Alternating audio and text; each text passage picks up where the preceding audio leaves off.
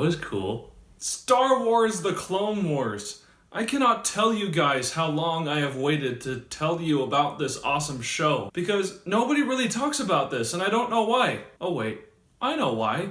Because nobody has seen it. And now that I'm standing here filming my monthly Star Wars review prior to the release of Episode 9, I hopefully can stand here, share my thoughts on Clone Wars, and convince you to try to watch it, because Star Wars fans deserve to know how great this show is. For anyone who is disappointed by the prequels and all the flaws that were inherent in those movies, pretty much everything that was wrong with those movies is not here, and it's one of the best things ever that has come out for Star Wars. TV, games, movies, anything really. So what is Star Wars The Clone Wars really about? Well, if you boil it down to a very simple premise, it is simply covering the events that took place between Attack of the Clones and Revenge of the Sith, when the Separatists and the Republic were at war with each other. Where the complex details come into play is how we witness the conflict impacting literally the whole entire galaxy. The moral complexities of those involved in the Jedi Order, the things that go on with the Sith, the droids, all the inhabitants of each planet that is impacted by the Clone Wars themselves, and how they try to deal with how war is affecting them. In terms of screen media, this is probably the most that Star Wars has ever expanded its world into helping us realize what the world actually feels like. It's also interesting because the things that you see in the show also parallel real life too, with how they impact things,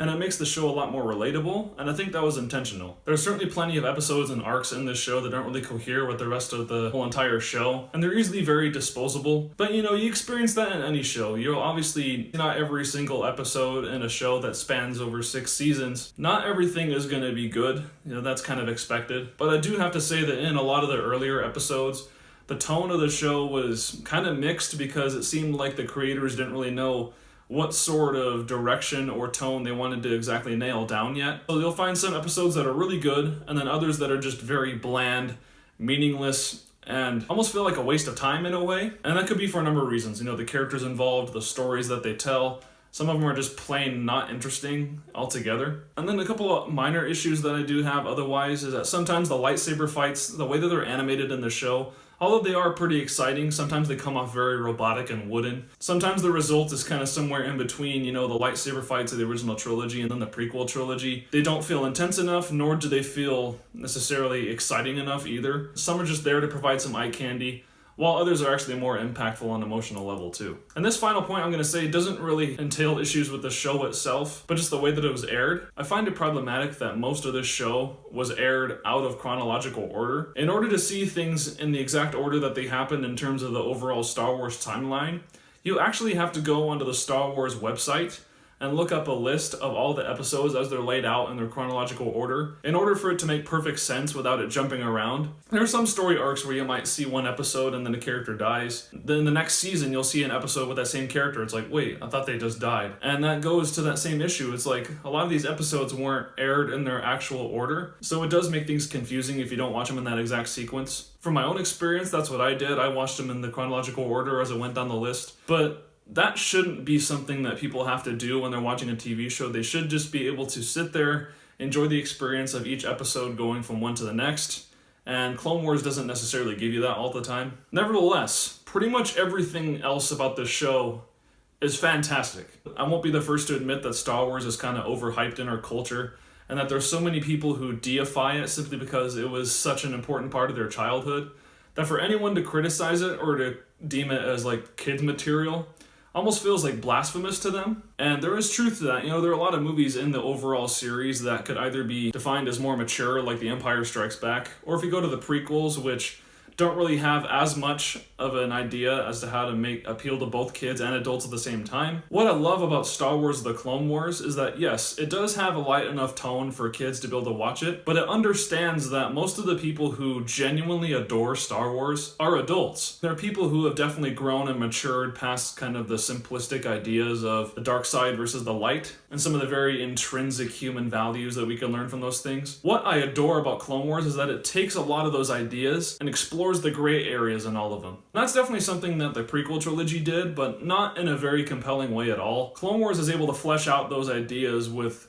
entire episodes and arcs dedicated to telling a story around those ideas. And it makes this universe more tangible and relatable, even when we're seeing people with literal laser swords and people who can manipulate their environment around them just by simply focusing in on something. Because so much of the story was written to be able to relate to very human ideas, it makes Star Wars feel a lot more human and mature than it ever did. That's not just because, it's more violent and gritty than some other Star Wars content. It really does understand that maturity is about teaching people ideas that make them truly think about the world around them, and understand that even though there is certainly black and white in situations, it's important to find the gray areas as well, because it asks you to be fair and to use proper judgment in your everyday actions. There are so many stories in the Clone Wars that force characters to think about those things and to be resourceful in their own situations as they try to think about how their own ideals match up with something they're faced. For instance, Anakin Skywalker, man, he is so much more interesting in this show just because there are so many situations where he wants to do one thing because it matches up with his own ideology, and then someone like Obi-Wan will step in and be like, no, we can't do this, it would be against Jedi code. And then Anakin's like, well, the Jedi code is limiting us to do these things because we're not able to complete our mission. And then they have to figure out a sort of solution in order to make things work. It makes for great character drama while also allowing for Star Wars to continue to be exciting, fun, and interesting too. Another character who enables for this kind of storytelling is Ahsoka Tano, who was introduced in the film that was released in theaters. Ahsoka starts out in the show as kind of an annoying, sort of prissy character, but that was intentional, I feel, because ultimately a lot of the story is focused on her development into a more mature and insightful Jedi. And her progression from where she starts in on as Anakin's Padawan into a self-sufficient Jedi Knight. It's astounding what the writers were able to accomplish with that, and Ahsoka now is definitely one of my favorite characters in the entire Star Wars series as a whole, because of the progression that she does, and because this show allows her to have so many emotional and dramatic depth to her as the story goes on. This goes for so many characters too, like I said, Anakin, Obi-Wan even. Obi-Wan gets some of the greatest storylines in Star Wars history in this show, the likes of which I won't spoil, but for anyone who goes into the show already loving Obi-Wan, they're going to think he is one of the greatest characters in fiction, not just Star Wars. Fiction. The way that they're able to flesh out his personality while also expanding more of his backstory and the moral conflict that's inside of him while still holding on to the light side of the Force and remaining loyal to the Jedi Order is something that must be seen, especially if you claim to be a Star Wars fan. So it definitely can be said that the Clone Wars contributes well to the Star Wars universe because of what it adds to the moral complexity of what you're watching, expanding the universe, and then helping us understand more things about the world, like the Force, how the Jedi Order operates. So many things that you would have been curious about from the movies are answered in this show. But just on the basis of being an entertaining thing that people can follow, the Clone Wars is awesome. On a visual standpoint, the Clone Wars is probably the best looking CGI cartoon that has ever been created. While yes, you can definitely tell that it was made for television because of the way that the characters move and how they look, it nonetheless is pretty much the closest that an animated television show has gotten to looking cinematic. And a lot of that has to do with just how well designed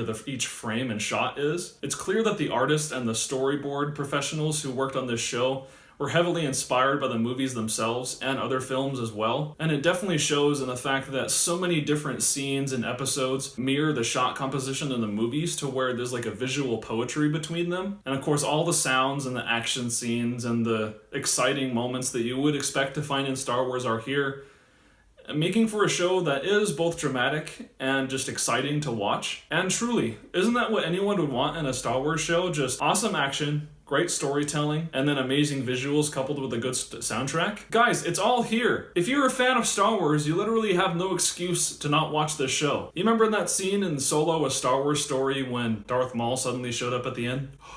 Spoilers to those who haven't watched it. Haven't you wondered how he was able to survive after being literally chopped in half at the end of Phantom Menace? Yeah, the reason why he showed up in Solo is because he returns in the Clone Wars. Those storylines are some of the best that Star Wars has ever given us. And to miss out on that simply because you don't think the show would be good because it's a cartoon, get rid of that mindset immediately and watch this show. Going through almost every single season just to lead up to the Darth Maul episodes is worth every minute you spend. That stuff is just incredible. I can honestly say that for so many episodes in this show. It's consistently awesome.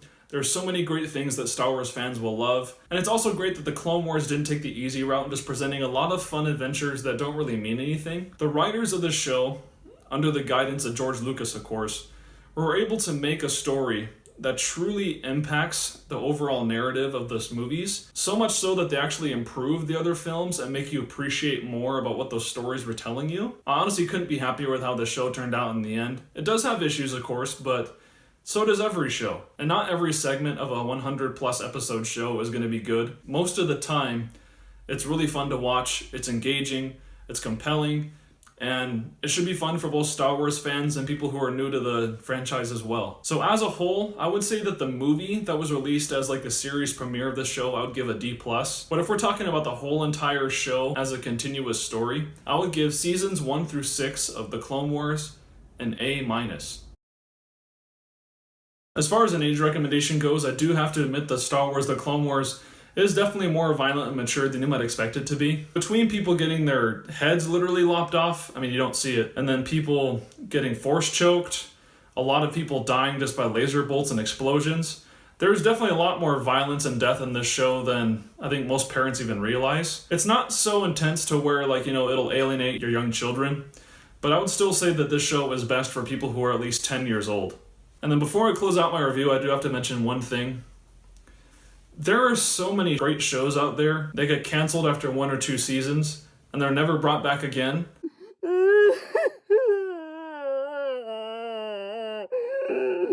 And so they come into this weird situation where, like, their stories are cut off at a point to where it doesn't really feel like a nice resolution. That sort of happened with the Clone Wars seasons 1 through 6, because with things such as Disney buying out Lucasfilm and other things that happened behind the scenes, seasons 5 and 6 were produced in such a way to where they meant to release more episodes that can bridge the gap between Attack of the Clones and Revenge of the Sith. But we don't have to worry about those gaps being empty anymore, because we're getting a 7th season!